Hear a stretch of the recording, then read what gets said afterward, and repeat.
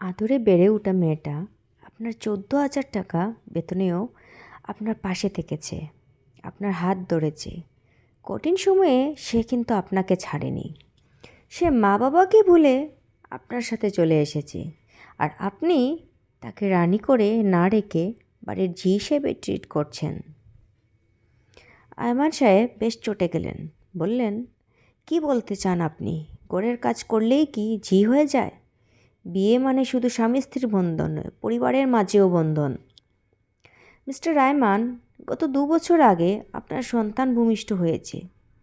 বাচ্চা প্রসবের যে পেইনটা, তা আপনারা বুঝবেন না। সে সময় শরীর দুর্বলের পাশাপাশি সুইং কাটা ছেঁড়ার কষ্টও সহ্য করেছে সে। আপনি তার পাশে ছিলেন কতক্ষণ? অনন্যা আলালের গোড়ের দুলারি হয়েও আপনার বাড়ির সব কাজ, বাবা মায়ের সেবা, আপনার দাদা দাদির সেবা, বোনের সেবা, সবাই সেবা করে গেছে।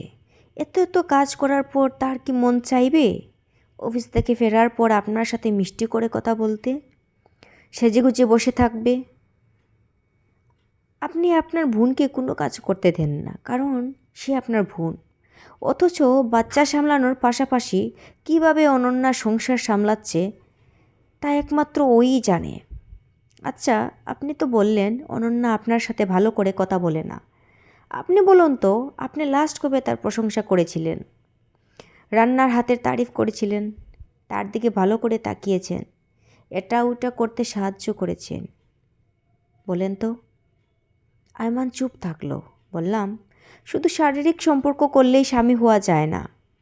স্ত্রী শুধু সবার দেখাশোনা করবে আর আপনার চাহিদা মেটাবে, এমনটা নয় কিন্তু। কবে আপনি তাকে নিয়ে ঘুরেছেন, তার সাথে মন খুলে কথা বলেছেন? মনে পড়ে?